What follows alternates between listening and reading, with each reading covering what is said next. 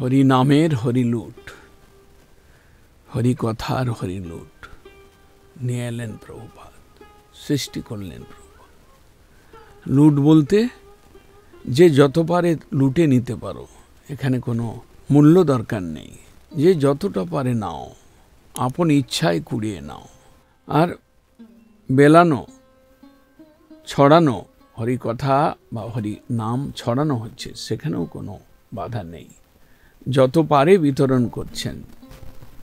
হরি কথার হরি লুট, হরি নামের হরি লুট প্রভুপাদের সৃষ্টি।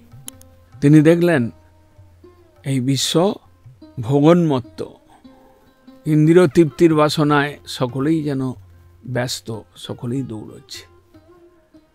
হরিচর্চা বিহীন জীবন, হরি কথা বিহীন জীবন, হরি সংকীর্তন বিহীন জীবন। যখন মহাপ্রভু এলেন, হরি কীর্তনের বন্যা এলো। কিছুদিন পরে সেটাও বিকৃত হলো। কতকগুলো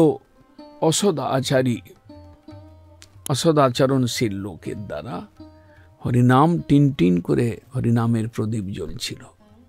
তারা মৎস্য মাংসাদি আহার করে, তমগুণের দ্রব্য সেবন করে, ধূম্রপান করে তারা কীর্তন করতেন খোল করতাল বাজিয়ে। তাদের জীবনে কোনো আচরণ ছিল না। অসদ আচারের লোক দিয়ে সমাজে কোনো একটা কীর্তনের ব্যবস্থা ছিল কীর্তনের ব্যবস্থা এবং হরিলুটেরও ব্যবস্থা ছিল। কিন্তু প্রভুপাদ যে হরিলুট নিয়ে এলেন, হরি নামের লুট নিয়ে এলেন। শুদ্ধ নাম, তুমি কিনবে কৃষ্ণ নাম। এই শুদ্ধ নাম এই হাটেতে বেকায়। নিত্যানন্দ প্রভুর নাম হট্ট তৈরি হলো এবং হরিনামের লুট। যারা শ্রদ্ধালু জীব, সত্যকামী জীব, যারা মঙ্গলকামী জীব, শ্রদ্ধালু জীবকে প্রভুপাদ আকর্ষণ করলেন, তাদেরকে সাধু তৈরি করলেন, তাদেরকে ভগবানের সেবার জন্য জীবনটাকে অর্পণ করালেন। জীবন সমর্পণ করে তারা শুদ্ধ আহার, শুদ্ধ বিচার, শুদ্ধ ভাব এই নিয়ে তারা তাদেরকে কীর্তন করালেন।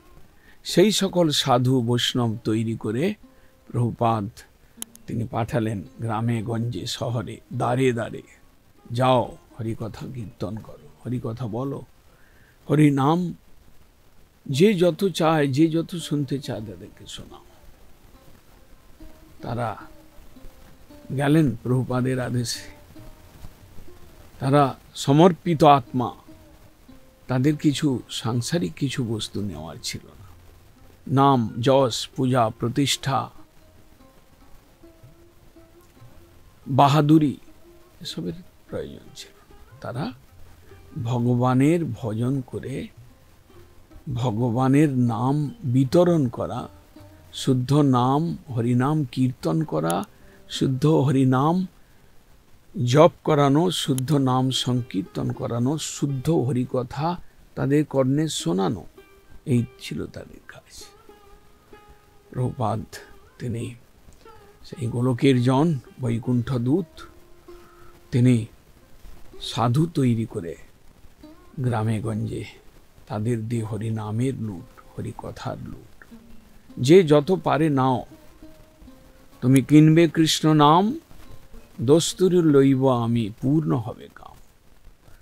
কৃষ্ণ নাম কিনে নাও, তোমার সমস্ত কামনা পূর্ণ হবে। সমস্ত জ্বালা যন্ত্রণা, দুঃখ, ব্যাধি সব চলে যাবে। ভবরোগের ব্যাধি নাশক এই নাম তুমি লুটে নাও। তুমি গাও, তুমি কান দিয়ে শোনো হরিকথা। এইরকম যে একটা ব্যবস্থা আজও চলে আসছে গৌড়ীয় সম্প্রদায়ে, এটা প্রভুপাদের দান, প্রভুপাদের কীর্তি। শুদ্ধ বৈষ্ণবের মুখে হরিকথা কীর্তন। কীর্তন তো অনেকেই করেন এবং সেই সব কীর্তন ছুঁচোর কীর্তন। শরীরের অসুবিধা হলে তখন শরীরের ইন্দ্রিয় তৃপ্তির জন্য তারা করছে, অসুবিধা হলেই ছেড়ে দেবে। পয়সা না পেলেই ছেড়ে দেবে। সেই সকল ছুঁচোর কীর্তন যখন চলছিল, প্রভুপাদ শুদ্ধ কৃষ্ণ নাম লুটের আকারে ছড়ালেন। কৃষ্ণ কথা লুট, হরিলুট দিলেন। যে যত পারো নাও, এখানে কোনো দ্রব্য মূল্য এর প্রয়োজন নেই।